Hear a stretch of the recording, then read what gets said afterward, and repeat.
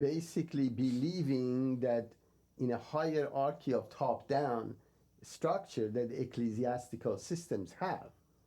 So when you have, for example, the Catholic Church, a bishop in, let's say, Detroit cannot go against Pope of whatever edicts they say, because they dictate what the behavior and what is good and what is bad. Doesn't everybody look to the Universal House of Justice that way? Well, that may be the point. The Universal House of Justice is infallible in interpretation and protection of the faith. This had nothing to do with commerce, education, had nothing to do with basically engagement from interaction with other groups. None of these things is in their jurisdiction. But there is a rules of engagement. There is a code of conduct in when you engage other. No, I understand, but that's different. Yeah, we're discussing something completely different. Do I think, and this is the key, where first of all, here let's pick United States. The United States, for example, National Assembly says that, or ITC says that the Sunday school should be in homes, right? But this doesn't mean that they're right, because they're not infallible. So question really is that this particular message that comes down may or may not apply to your community and the environment that you're in. But when you look at the other hierarchical structure that operate the same way, you see the results are dismal. So what's the use of this National Assembly if they say something which doesn't apply? No, it's not a question of application. Obviously, you need to have unity and you have to have a structure. But the point I was trying to make is that we cannot become like other religious ecclesiastical order. If you become like that, you're going to be doomed the way they're doomed. You mean operationally? That's right. But what is wrong with the operational if they're morally? If the message is old, does it mean they're operationally inefficient? No. The decisions that the question is you see the problem. Hold on. No. Moral we're not discussing. We're discussing operational. Right. If for example something that is given as and the Baha'i doctrine generally, community of the Baha'i religions are bottom up. They're not top down. Unfortunately, we have migrated toward the top down method. The role of, for example, counselors or auxiliary board members, their role is not dissipate the edict of ITC or Universal House of Justice. They become passive. No, right now they're active actually.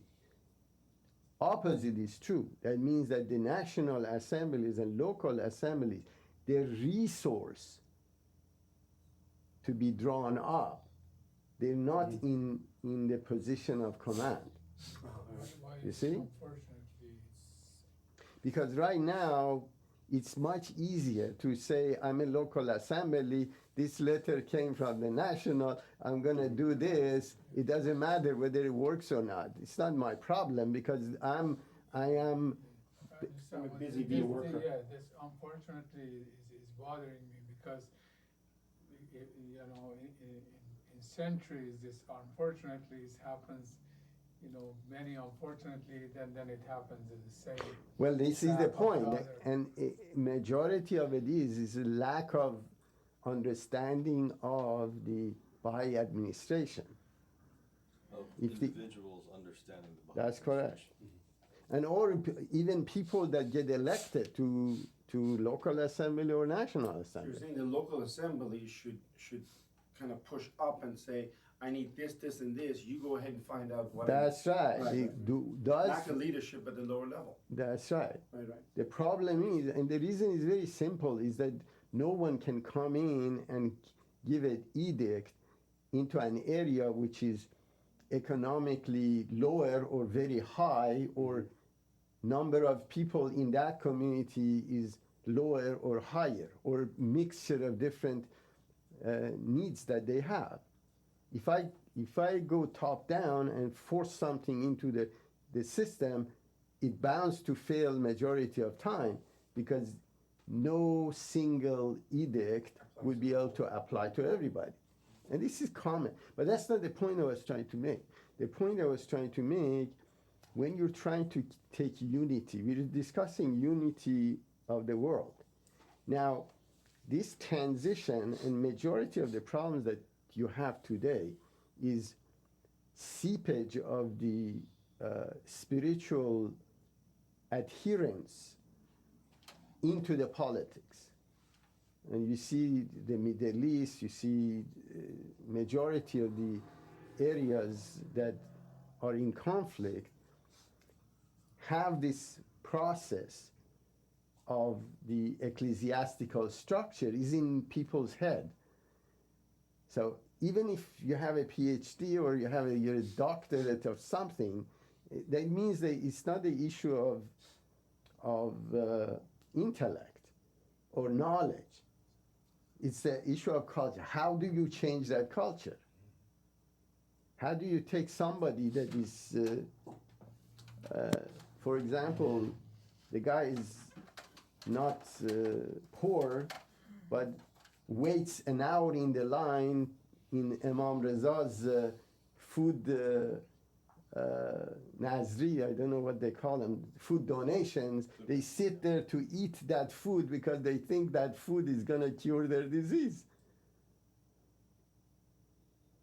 So it's a lot more complicated when you're looking at the new revelation and it's trying to change the culture of the people. It's a lot harder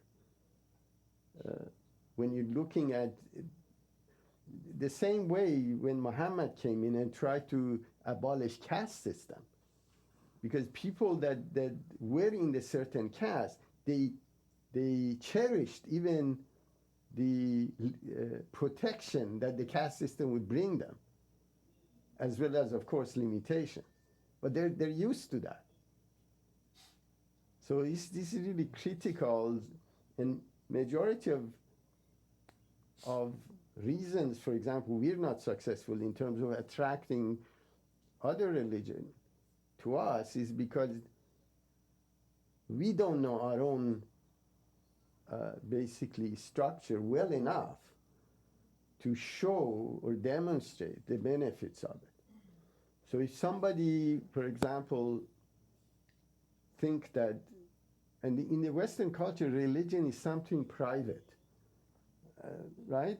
It says, I have my relationship with God, and majority of people say, although I'm a Christian, but I don't need religion because I communicate with God myself. So I have a personal God, which is good. It's nothing wrong with it. I heard it last night. Why? Girl said, I'm spiritual, but I'm not religious. Right, because they don't think. It's different than either one of those. You know why? What's your Because they measuring don't think Holy Spirit or religion has any impact in daily value life. for them. But these are the best people because they're not attached to tradition. But that's the point. If we do not provide that environment and culture within Baha'i organization, we won't be able to attract them.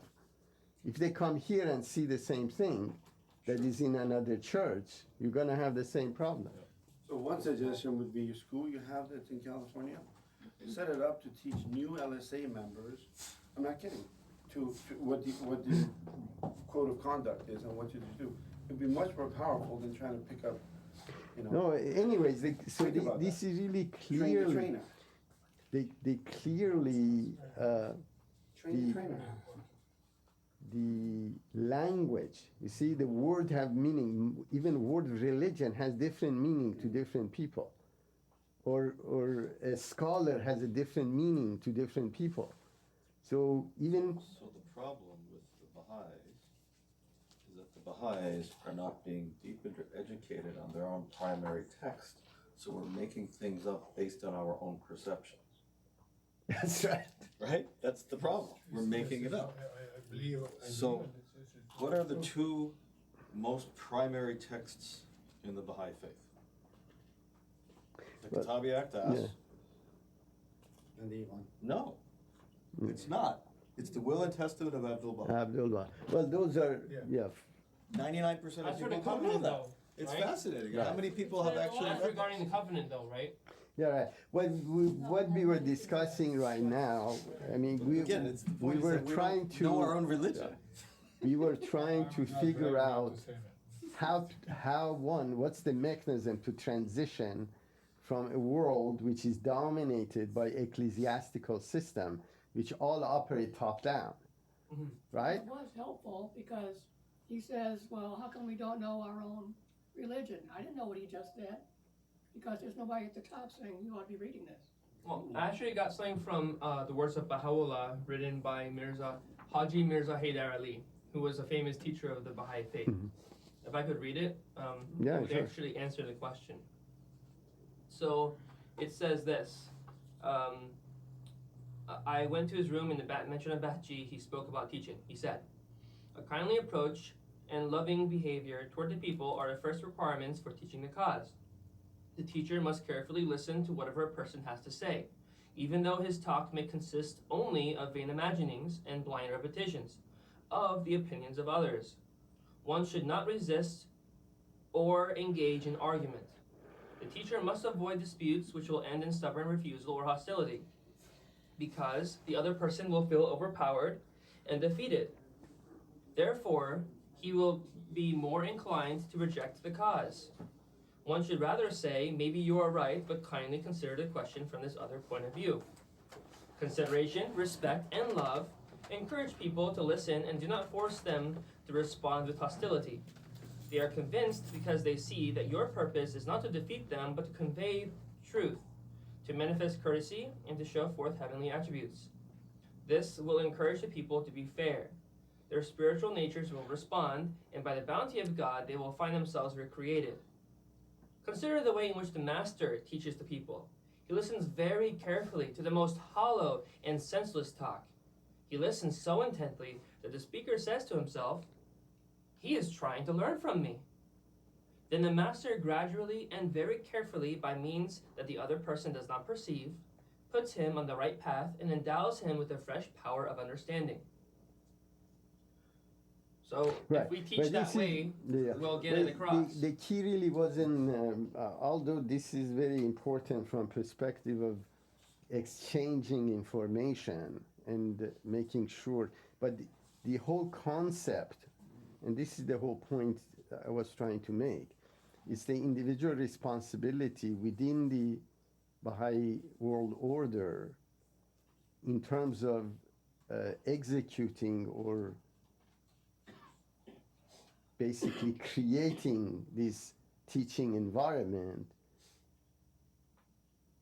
When you look at Baha'is, they're from Jewish background, they're from Muslim background, Christian background, Sufism, and so on and so forth. We were reading today related to unification of mankind. You have to see where you are, okay? And the model that you're trying to move these people from the model that they are, what's the transition and how do you transition this process? If in my mind, 50 years, somebody told me that if you have a priest or you have a mullah or a clergy and he's interpreting for you what's good and what bad, now I'm in an environment that I personally have to look and judge my own action based on what I read. So I have to go search for it and find it. And I ultimately am responsible for the outcome of what I do. Right? So now there is a transition. Now it doesn't matter how much education you have, it's transition between what I've been taught and now what I have to take responsibility for my actions. But- So this- but Gilbert, there's that, and then there's understanding the fundamentals of your faith and referring to direct references. So I'm sure, Rose, you're familiar with the Ruhi books. I read book one a long time ago. Everyone's read all the books. Yet no one's read the Will and Testament of Abdul Baha.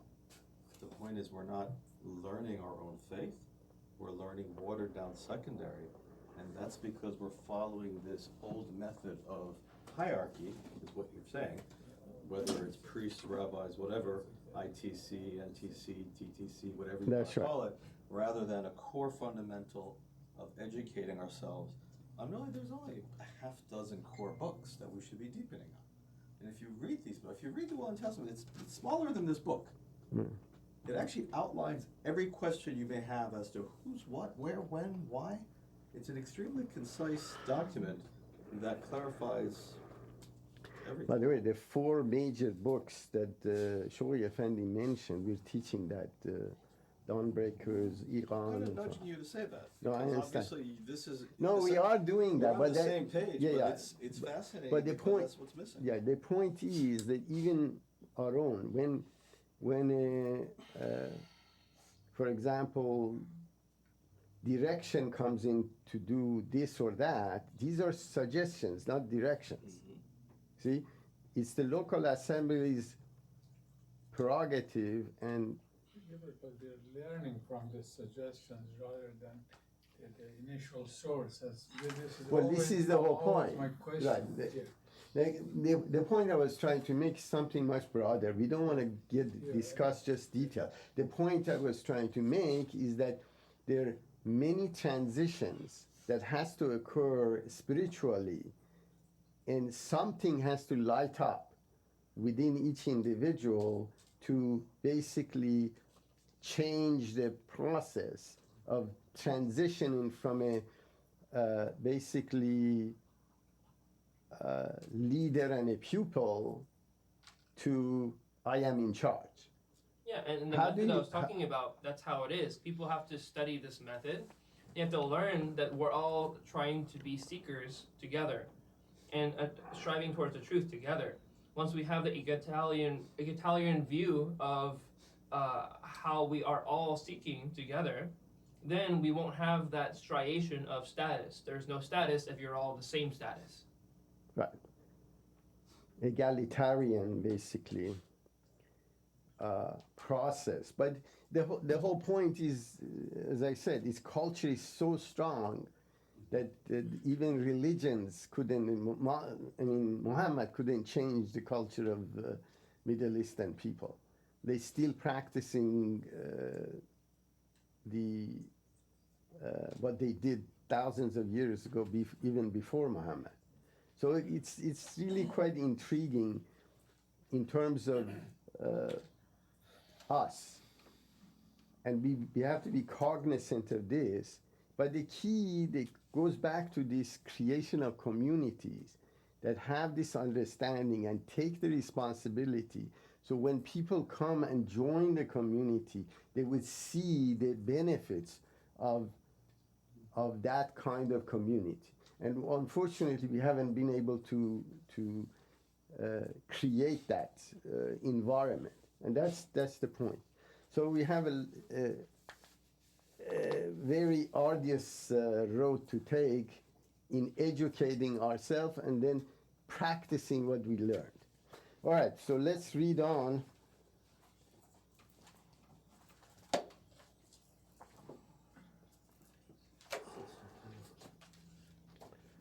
True civilization. 64.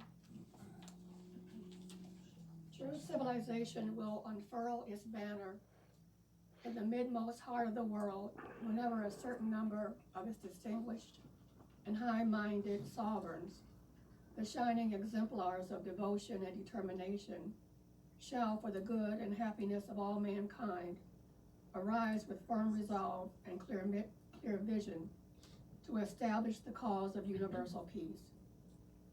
They must make the cause of peace the object of general consultation and seek by every means in their power to establish a union of the nations of the world. They must conclude a binding treaty and establish a covenant, the provisions of which shall be sound, inviolable, and definite. They must proclaim it to all the world and obtain for it the sanction of all the human race. This supreme and noble undertaking, the real source of the peace and well-being of all the world, should be regarded as sacred by all that dwell on earth. All the forces of humanity must be mobilized to ensure the stability and permanence of this most great covenant. In this all-embracing pact, the limits and frontiers of each and every nation should be clearly fixed. The principles underlying the relations of governments towards one another definitely laid down, and all international agreements and obligations ascertained. In like manner, the size of the armaments of every government should be strictly limited. For if the preparations for war and the military forces of any nation should be allowed to increase, they will arouse the suspicion of others. The fundamental principle underlying this solemn pact should be so fixed that if any government later violate any of its provisions, all the governments on earth should arise to reduce it to utter submission. Nay, the human race as a whole should resolve, with every power at its disposal, to destroy that government. Should this greatest of all remedies be applied to this sick body of the world, it will assuredly recover from its ills and will remain eternally safe and secure. So this is really clearly, you see in the late 1800s, Abdul Baha is describing what will happen in the future, and we see the first inkling of basically putting this suggestion into practice occurred in 1914. The League of Nations occurred after humanity went through a disaster of the First World War. So, and ironically, Abdul Baha predicted that also during his tour, and obviously in Europe and United States. And later on, in 1946, the United Nations was created, which is reflection of what actually he's commending here. Although we haven't reached the full intention of the United Nations in terms of limiting armament of the countries, but the borders are pretty much defined. So as you see that humanity is walking into the blueprint that was defined and expounded by Abdul Baha from the Holy Spirit. So this really clearly shows the directions that we're going, and short of achieving all these components, humanity will not see basically peace and tranquility. And it really clearly shows the direction which is extrapolated from the Baha'i writings of these things are necessary to happen for humanity to survive. See, safe and secure, remain eternally safe and secure. And of course, this issue regarding basically a country would try to invade another country, the whole humanity would come to the rescue and expel that government. And we saw this happen also in Middle East. So this is really clearly shows the application of the Holy Spirit in cultural and behavior of the political system, that a solution has been provided. Although we haven't really reached the the goal yet, and we're still working. Now, this is the whole diffusion of the Holy Spirit that changes the world. So the idea gets dissipated because Abdul Baha didn't put his name to this book when he released it. Initial phase of this particular release of this book caused constitutional monarchy in Iran, where parliament was elected, although eventually was hijacked by the clergy and ecclesiastical structure in Iran. But you see the impact of the Holy Spirit, how it changes societies and communities, and how it changes the world. So it's really very important to see, although we may not see the golden age of civilization, but these are the key elements, and we see direct relationship of revelation to progress of civilization. It's really clearly demonstrated here.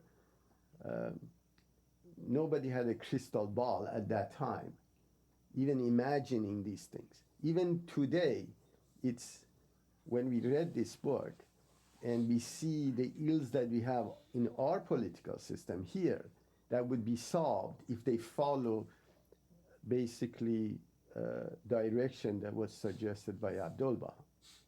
So this issue, which common people believe that someone that said something a couple of hundred years ago, 170 years ago, has no relevance to me or my future in this today. And this is a common factor. And it comes from really seeing people that adhere to other religion, they see that none of those words can apply to today's human behavior. But now we'll clearly see what latest revelation of Holy Spirit does in terms of changing the civilization, growth of civilization. Following this instruction, saying is very easy. And almost everybody knows pizza, hot dog, and Coca-Cola is bad for their health. And just go to any fast food restaurant and the people are eating these things. They know it's bad. I know this is the nature of human. I think that, they just want to go the wrong way.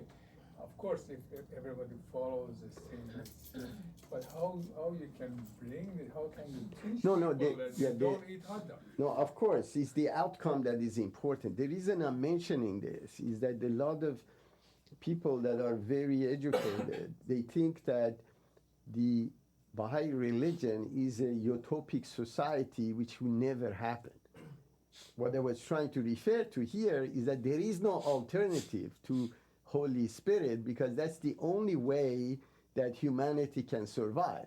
Now, either it's like going from point A to point B. You can pick the easiest straight path, so the blueprint is there and the path is lit, so you don't fall into trap. Or you can go and fall into a trap and then correct yourself.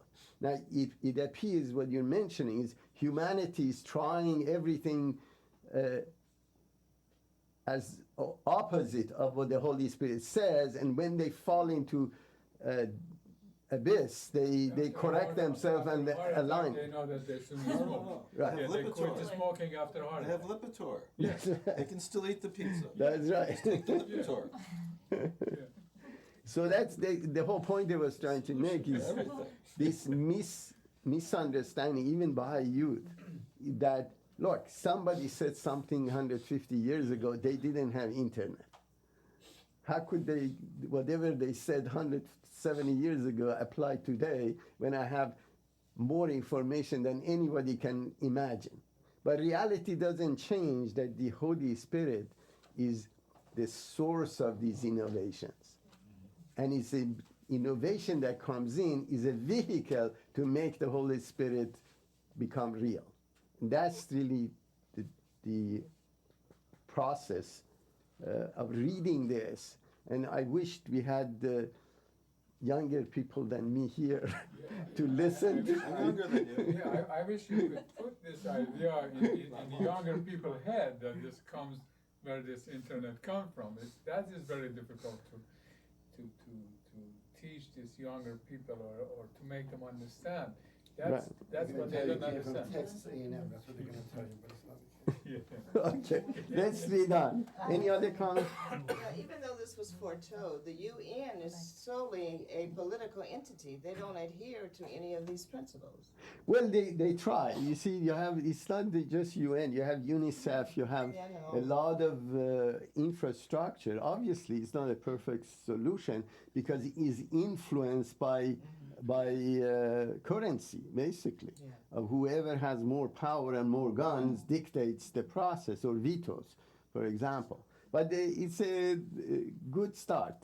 I mean, when you're looking at World War I, that some idiot took a gun and tried to kill a sovereign, and the whole Europe turned into ashes because they couldn't even speak the same language between themselves. They couldn't even talk.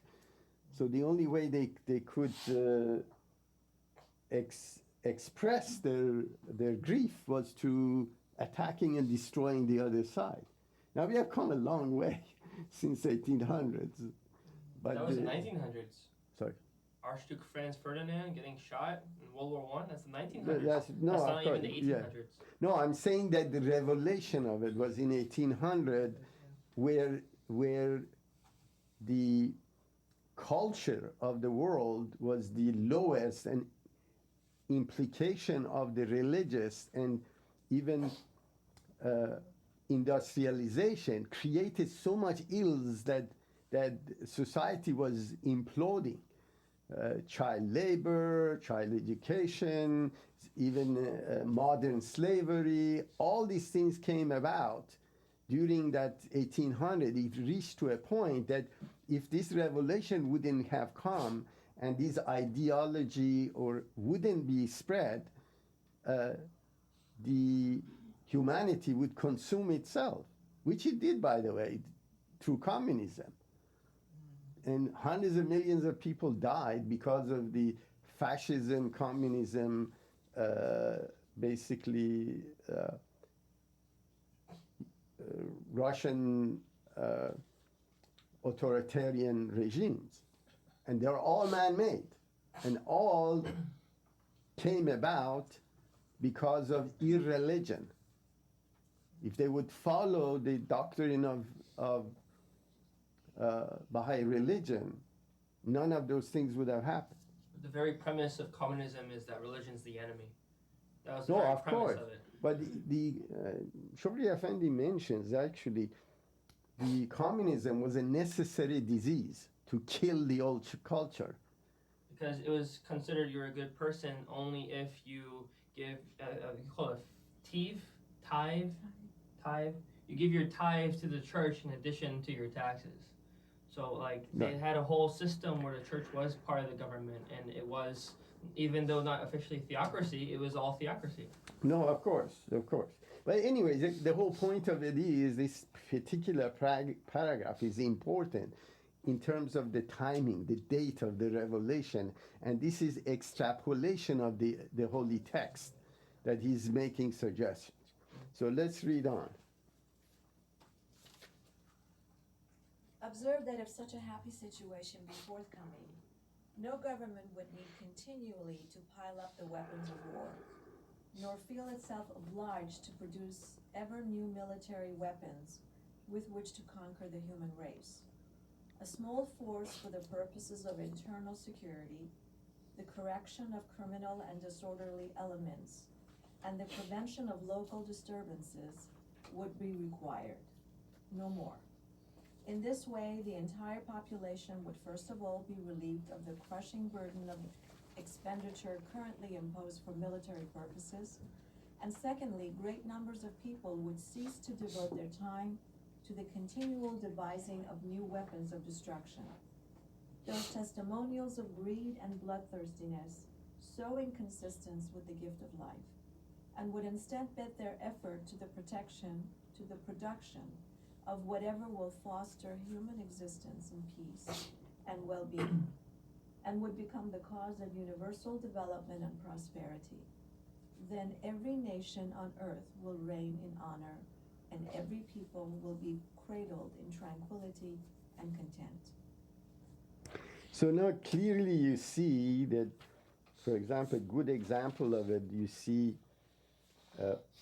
religious authoritarian regime like in Iran or Venezuela for that matter. These are one of the richest countries on earth, and the population are basically starving because of their going against the Holy Spirit, against free market process, against this individual freedom. It's interesting, for example, the biggest achievement of United Nations is the individual right that was passed, which with the help of Baha'is, which was the first NGO in United Nations, in terms of freedom of speech, freedom of religion, freedom of thought. Again, regardless of elimination of prejudices regarding your race, language, and so on and so forth. So if you look at those individual rights, which 180 countries signed, and probably majority of them don't adhere to it, but the whole key is here we see what are the consequences that he predicted when this authoritarian regime would need for their existence to cause war. And you see this clearly in today Iran, is that to keep themselves in power, they have to cause wars. They have to cause wars in other countries to say we're defending the faith. So these are really critical aspects, and he's explaining what's going to happen. Your population would starve, and that's what happens. The whole world go against you. That's exactly what happened. So these are really critical aspects of whether the future of there is a equilibrium in the events that occur in the world. And if you try to go against this equilibrium that comes from Revelation itself, if you're against it, what are the consequences? And you clearly see violation of those, and you can correlate it to the consequences to happen to those people. And what happens is that in the name of religion, for example, they're trying to create uprising in other countries and take resources of Iran, for example, and they distributing it to cause problems and further their ideology of the end of time, for example. And the consequences are dire. And what happens, what's the punishment? The punishment is that the whole ecclesiastical structure and faith of people are imploding. The religion is dying, actually, or is dead already in Iran. So you see the punishment is severe when you violate those laws. Now, interestingly, if they would have complied with the Baha'i doctrine regarding individual right, this atrocity would never occur.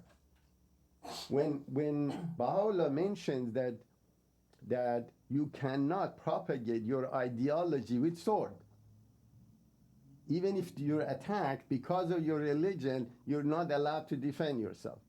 Now imagine what is happening today in Iran. They're doing opposite of that. So no, ideology has to be propagated through sword.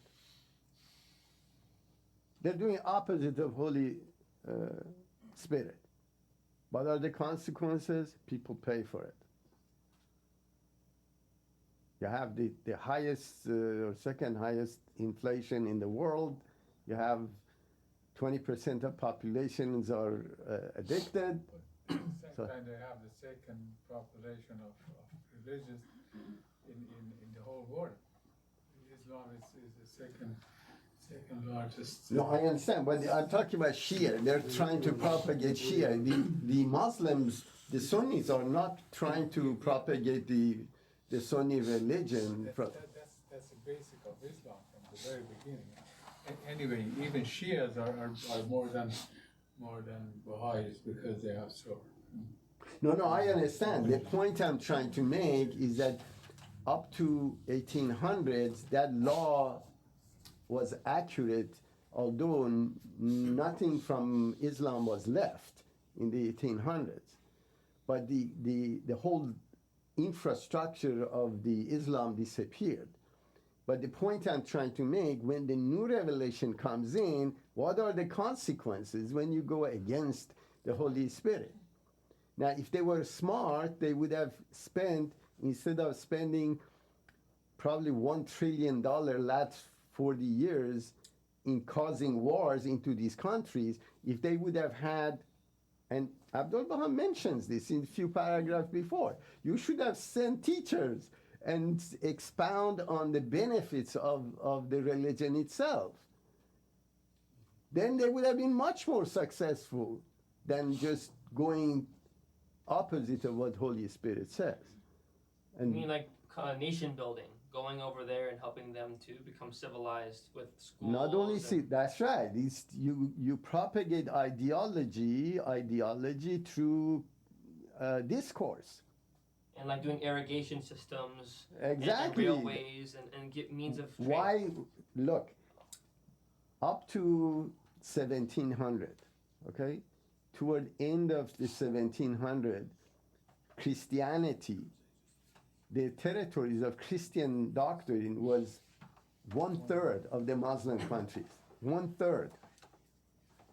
And what happened in a period of about maybe 250, 300 years, the territories of the Christian countries now is almost 3 times larger than the Muslim countries.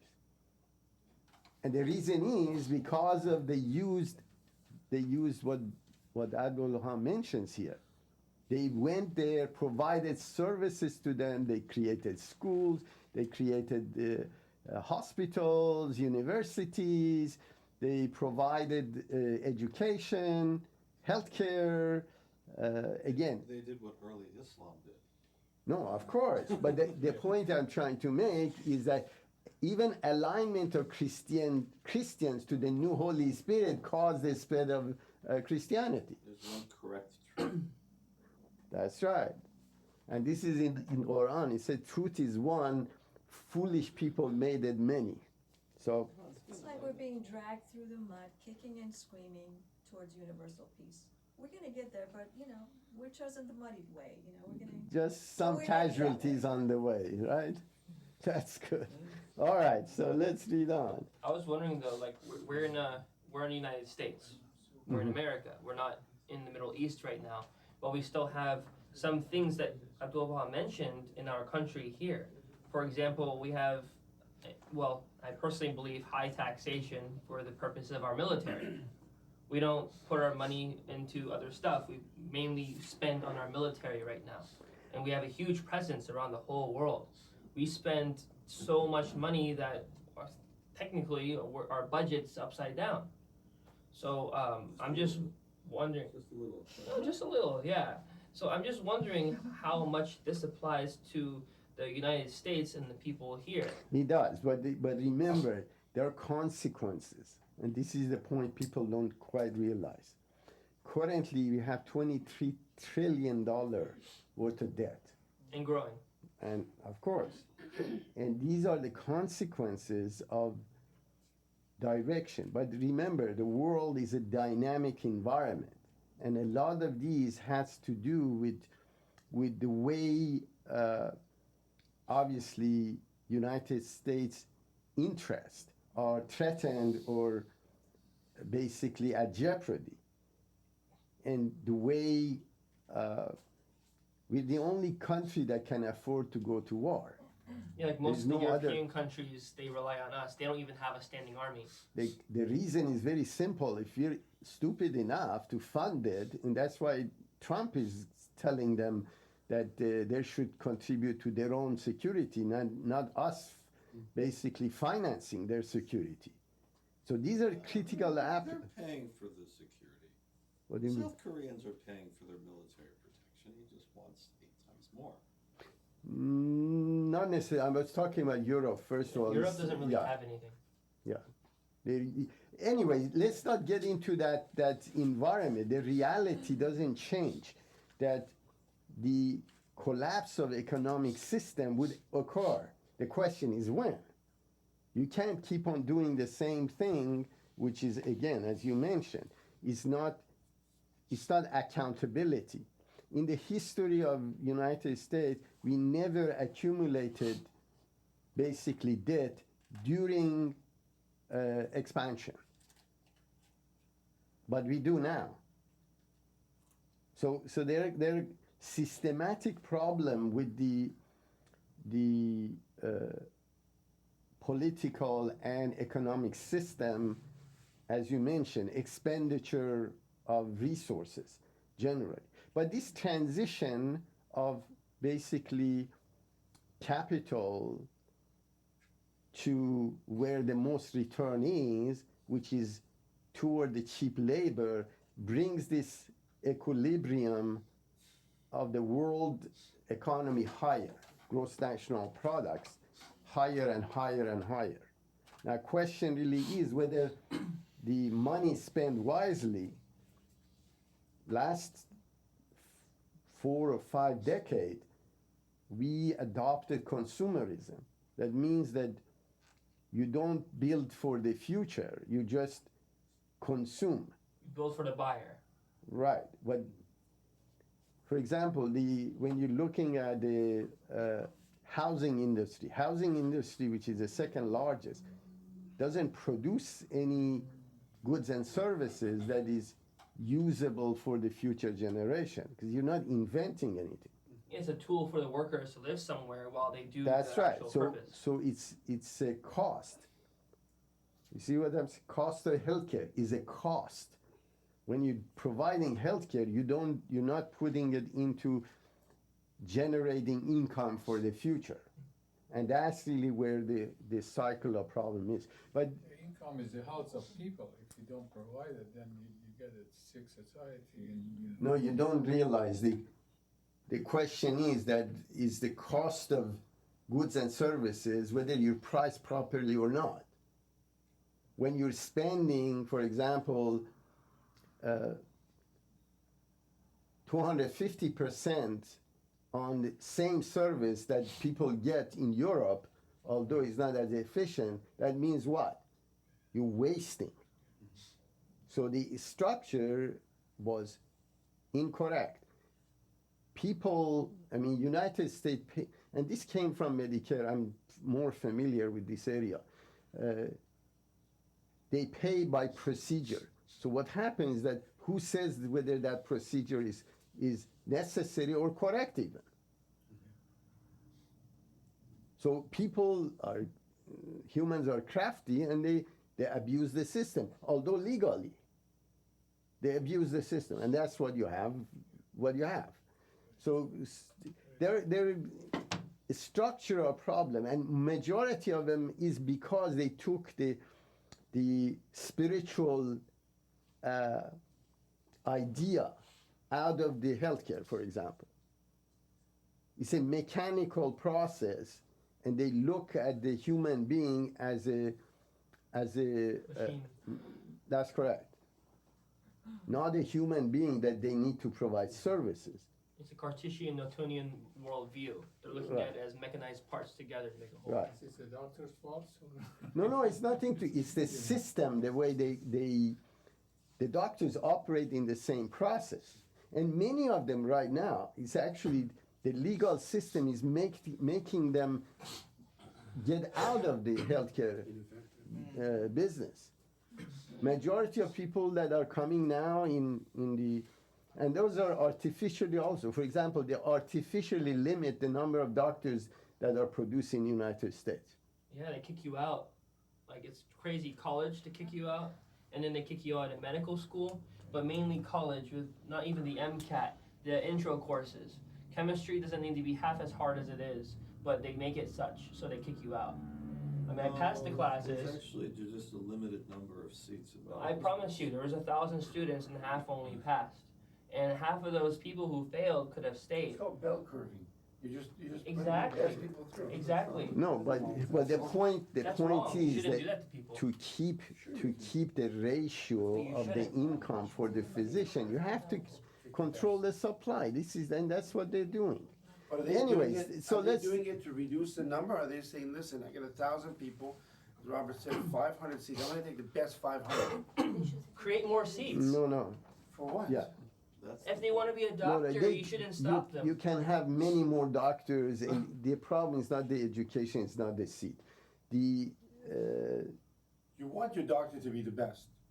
They You don't are, wanna see, but you wanna don't be realize. D graduated doctor. They're not always You the get best. D No, no. doctors. They select, they're not A always bunch the of best. That's right. That's precisely. Look, we're just diverging from the what we were discussing. The question, to answer your question related to where we're spending, obviously, we're not in that position. And until the economic system, the same way that the ecclesiastical system in the world has collapsed, humanity will not learn until the basically economic system or basically banking system would implode. So that has to be pretty much out of order for people to finally realize that they That's need to correct. completely change the system. That's right, because people that are in charge have no incentive to change the model. But it's a futile endeavor. The Congress people and corporate, they constantly get increases, but yet we're indebted to China for what, trillion dollars? And they're Whoa. investing in Africa. That's right. They're That's right. building up Yeah. Africa right now as we speak. They're doing Because actually that's something in- right. So if you're indebted, you're defeating your own purpose. No, of course, Yeah. but anyways, the whole Solutions are point, that's a different subject that we can get to. But you look at about 10, 15 years from now, you see the ills, the mistakes that we're making today is going to show up. Well, Shirley Effendi says, in, I think, the Advent of Divine Justice and the World Order of Baha'u'llah, one of those works of his, it says very clearly that the economic systems are teetering upon collapse, and House of Justice echoes this. And as a Baha'i, I wonder, with regards to the investments of my own assets that I create in my own life, where to put my money, what to do with my resources. Paris. We were Paris. reading about Paris today. Paris. Paris I'm talks. lost. Oh, you were. Oh, Paris talks? No. We were in the other room and we were leaving Abdulbah's talk. Look at what the most successful investors do. Like Warren Buffett, they buy only hard assets, Yeah, like land. land, but But not that's assuming just the the raw government stays in land. power. Sorry? That's assuming the government stays in power. No. No. Not at all. Anyways, they're diverging from this. But the whole crux of this is that the model is given to us. Whether politically we violate this, which you see now polarization of the basically politics in the United States, and everybody is using fraud, misinformation, lies, and they know they vote for something they know is wrong. They vote for it anyways. Lesser of two What? evils. No, it's not the list of two evils because of their alliance to their group. Okay. Nobody cares about you and me. They want to control the power, so they make decision based on how they can get to power and control and stay in power, and they don't care about anybody else. Which here they explain that who needs to be elected. And when they get elected, they should disassociate themselves with the powers that elected them to do the best for the country. Do you see this happening? Obviously not. So do you see the blueprint that was given mid-1800s even applies today, and the solution has been given. And the minute you take spirituality out of the decision, even government's decision, the outcome is what you see now. Ethics goes out the door. There is no ethics. See? The question Winning when- is the ultimate when- goal. When this solution will apply to society, because It's for people. You see, that's the whole point. You need to educate people, and people elect the right individual. The right individual goes there, but we're doing a poor job of educating people. That's the problem. So there is no time, like you said, like maybe in next month or next year or next 10 years even. But according to this letter, we have, that's why we need more teachers. That's why that's not right. Person says, I'm Baha'i, but I'm not religious, or I'm Muslim, but I'm not religious. That's not correct. You have to be ready. You have to be already, somebody taught you like that, this kind of classes or other classes like this. You be ready to teach people, because everything happened because of reason. It's getting bad, worse, and then everybody, the individual, getting out to find what is the solution to, and then that time we need the teacher to teach us Okay. ready to do that. There is only one paragraph left. Let's read that and then close. A few. A few unaware of the power latent in human endeavor consider this matter as highly impracticable, nay, even beyond the scope of man's utmost efforts. Such is not the case, however. On the contrary, thanks to the unfailing grace of God, the loving kindness of his favored ones, the unrivaled endeavors of wise and capable souls, and the thoughts and ideas of the peerless leaders of this age, nothing whatsoever can be regarded as unattainable. Endeavor, ceaseless endeavor, is required. Nothing short of an indomitable determination can possibly achieve it.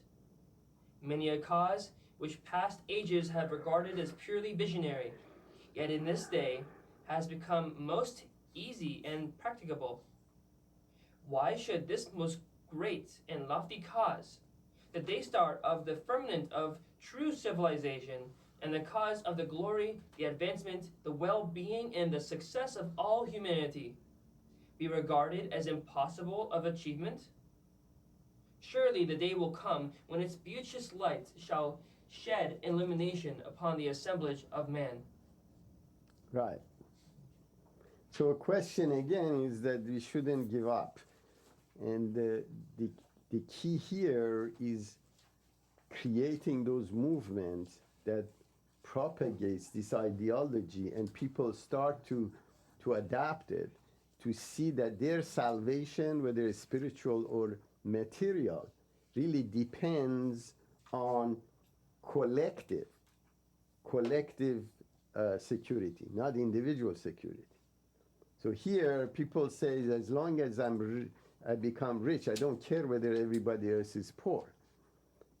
Or if I'm a strong nation, I don't care whether other people are starving. The reality is that you can't coexist. When the fire comes, it's going to burn the dry and wet trees.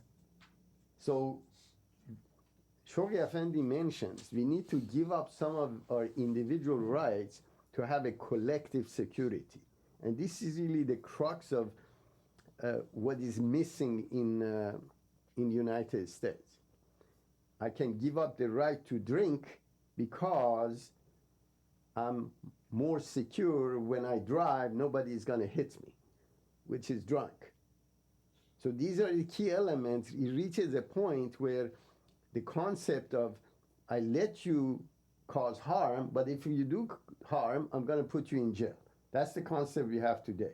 You have the free to cause harm, but if you cause harm, I'm going to put you in jail. Would you say it more applies to federalism, though? That concept of federalism? Well, if federalism,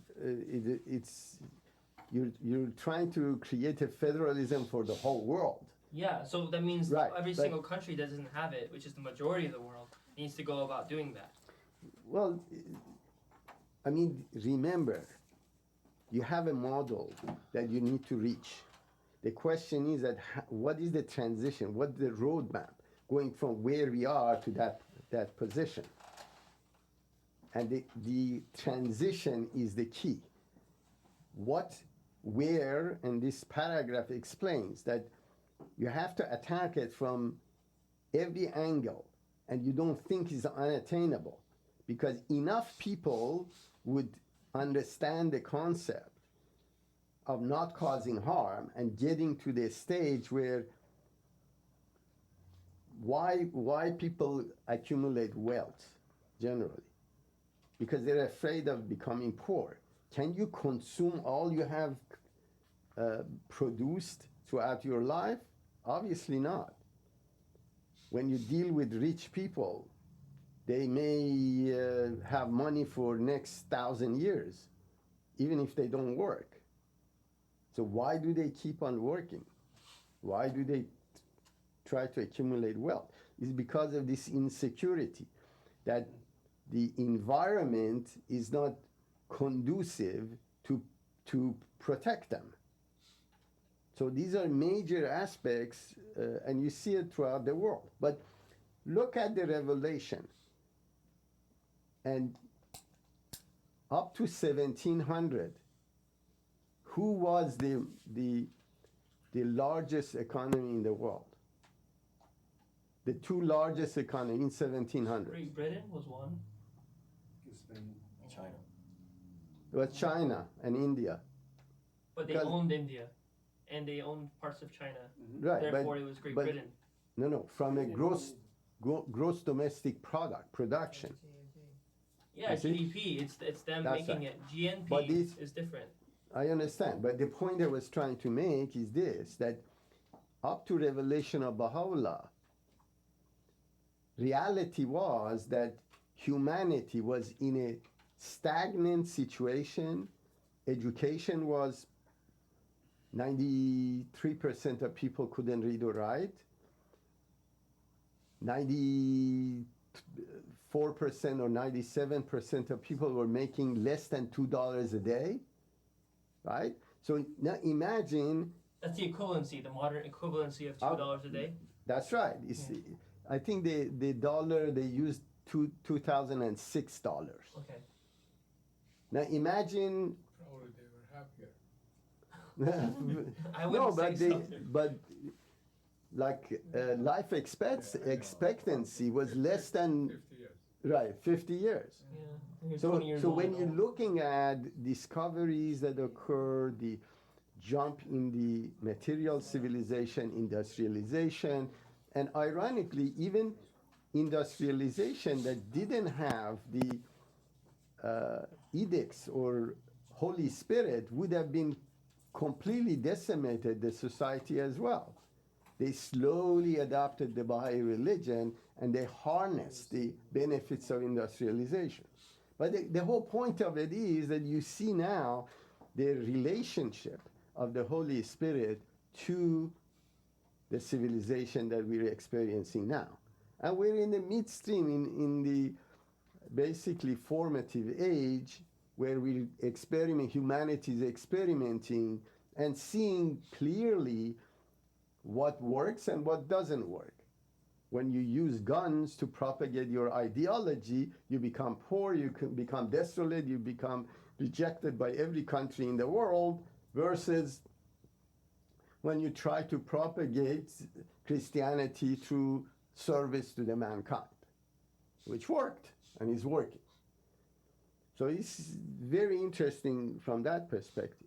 But when you look at, for example, Christianity today, Pope and Catholics, this liberation theology that they propagated through 60s in South America, which now the Pope is one of those guys, in terms of poor people should engage in social change and political systems. And now so they're taking Jesus out of Christianity. And what's happening now in in Brazil, people in droves, they're becoming Jehovah Witnesses, they're becoming Mormons. It's amazing. One of the fastest growing religion in South America is people getting away from Christianity, because when they go to church, they hear stuff regarding political system and how they should change it, versus they go to church to get close to God and be a pious person. So these are really key contrasts that we see relevancies of these doctrine that was revealed. But Mormons are like more better Christians, or they're more. They're not Christian. Mormon is not a religion. It's a made-up religion. But they have something, holy book. When I went to somewhere over the South Lake City area, their hotel was Utah. like, there is a Bible and Mormon book. There is two books The in Book their of hotel Mormon. room. It's called In every- any every- Marriott you go to, they have a Book of Mormon you can read. No, Mormon. Look. They have two books in there. No, Yeah.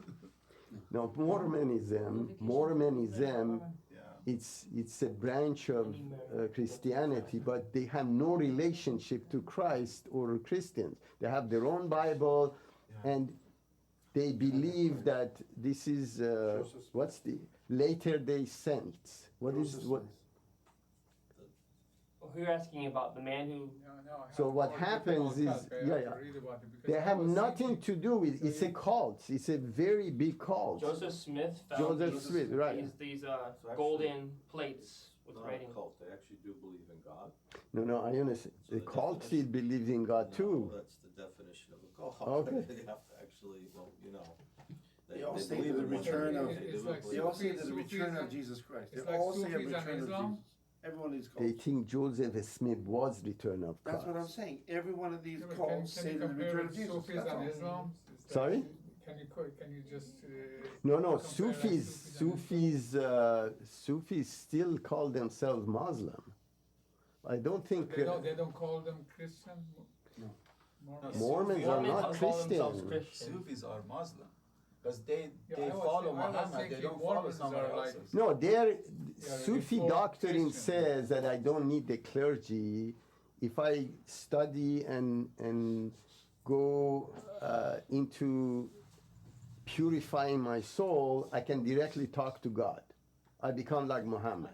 That's the concept of Sufism. The Joseph Smith, this guy was basically created. He thinks, or he says, that the remnant of a tribal from Israel came to United States, and he's the. Okay. It's a completely made up story. So I was completely wrong. No, Now my the knowledge Joseph is- Smith, yeah. his return of Christ, this, and his tribe is from Israel. Okay. Is a lost tribe of Israel. Great episode on South Park. If you watch it, it's You pretty can't tell it. in You front can't of- make this up. You can't tell them. You can't tell in front of them. You know, it's just. No, they're open about that. This is return of Christ. There is Listening nothing. to you to Mexico right now. Yeah, I know. It's, Gonna get published. But they're not. I mean, actually, they're very righteous people. They do a lot of help. I mean, they're very good people. They're baptizing post-mortem the Jews or other people, and then Good gimmick. the Jews protested that you shouldn't do this, and then they stopped that practice. I met a Messianic Jew in Ybor at a closing. A Messianic Jew. Apparently, Christians become Messianic Jews too. So they believe Jesus was a Jew, so therefore that they can become a Messianic Jew, believing in the second coming, the Messiah is coming, which is intriguing to me because I asked the lady who was representing this to me for the first time, directly asked about how she believes the prophecy will be for the coming of the Messiah, and she says it's literal. Well then, and it also never changes. Well then I asked her, well then how do you believe in the changes that were already made in the Bible from the past? There's plenty of changes in the Bible that were recorded from what was before. So how do you explain that if God never changes anything? why is it that this changed here? The very creation of these laws was a change from what was before, which was nothing. Right. So how is it that you're saying that nothing changes? Or like when Jesus came, What she said. she didn't give me an answer. There is no answer. It There was is so no typical. answer. So do they have any like Saturday classes, or because Sunday Who? we're busy here, the Mormons? Of course. I want to go. The and reason see I what was they're talking. mentioning as a Because cult is because Sundays I can't go. they can excommunicate you if you don't pay your dues, if you don't become into their structure. That much involved. No, I know they are very strict and very. So, okay. It's a very interesting, and it baffles me. In the United States, there was only one Catholic, and was Kennedy, that was elected, right? This fellow Mormon wanted to get elected as a president of the United States. What was he smoking? Romney. Yeah. Right. And he was close. He was. Nah, Until the At election. one No, point. never. no, it's impossible. It's impossible. Anyway, that's we're not in politics. All right, thank you very much. Can't get away from that. So yeah, Bye-bye.